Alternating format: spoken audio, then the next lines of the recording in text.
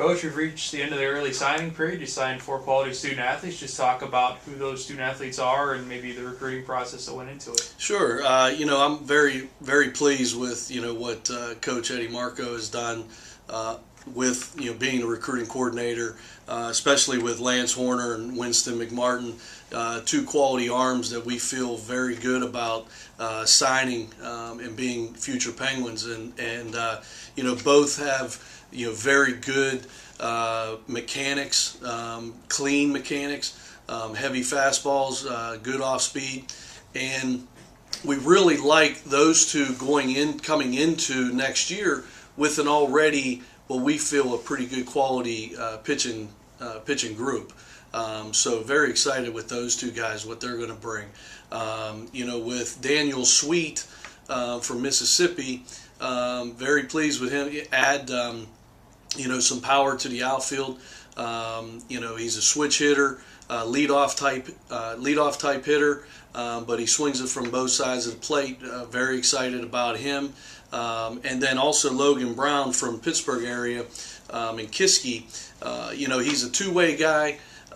He reminds me of Eric Marzik from a few years back, playing right field, but also having that upper 80s arm with a good hard slider to come in late like Eric did for us, and same type of build, and for what he brings, we're looking for good things out of him.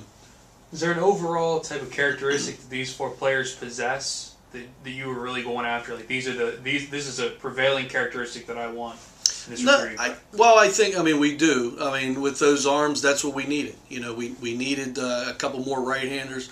The position players, we were looking for some more power in the outfield for that lineup.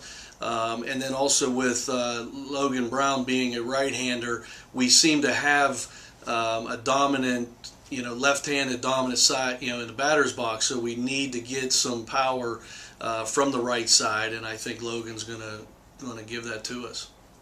Just talk about, you have Lance and Lance and Logan from within an hour and a half or so, then Wynston in Columbus, then you have Brandon down in Mississippi. Just talk about, Daniel from Brandon, Mississippi. Just talk about, what it took to find him, and the connection there, find somebody from Mississippi. Yeah, absolutely. And that was, with our contacts with Joe Caruso with the East Coast Grays. We already had Blake Aquadro from that program, and Patrick Williams as well. So, when you're looking for certain positions, we tend to, give Chris Snooze and Joe Caruso a call and see what they have available, what players are, still looking for schools, or what just type of, players they have playing for them for a couple years. And, Daniel seemed to really, meet what we're looking for, and we seem to meet his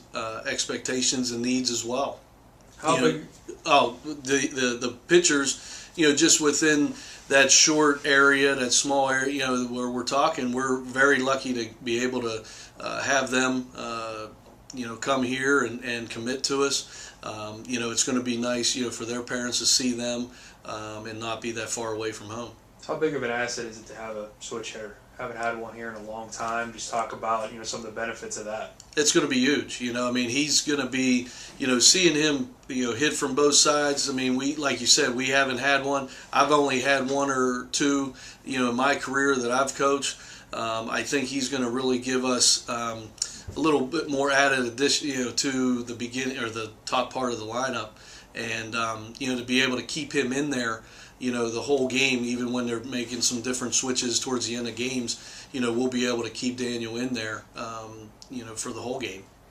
Throughout your career here, has what you've looked for in recruits changed at all, or is it still the same basic principles of what you came in looking for? Just being in the league, has your recruiting style evolved to, I guess, adapt to your needs in the league? I think, the more you're in, the league, after those first couple of years of really seeing, who do we have to beat? Who are the top teams in the conference? What's it going to take to beat them?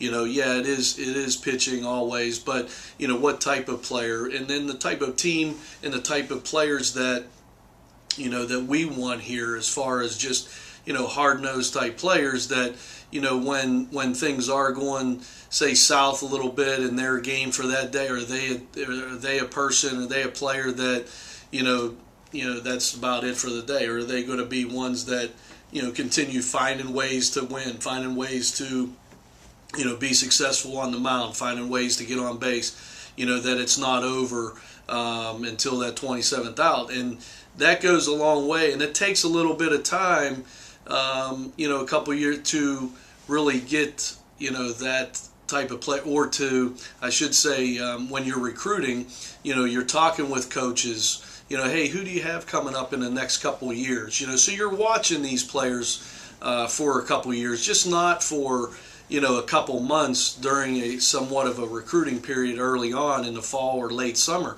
You're watching these guys for a couple of years, and that's what I think sometimes people need to understand, that it does take, some years to really, to get, the type of players in that are going to win and win the conference, but, the type of players that, you're also, just tracking to see if there's any change and to see how players are and how they develop mentally and physically. And so it does take a little bit, but, and it has gotten, I really like what this class brings. We were able, with a small class, to be very, very picky and selective on these players to come in, and I think that's very important.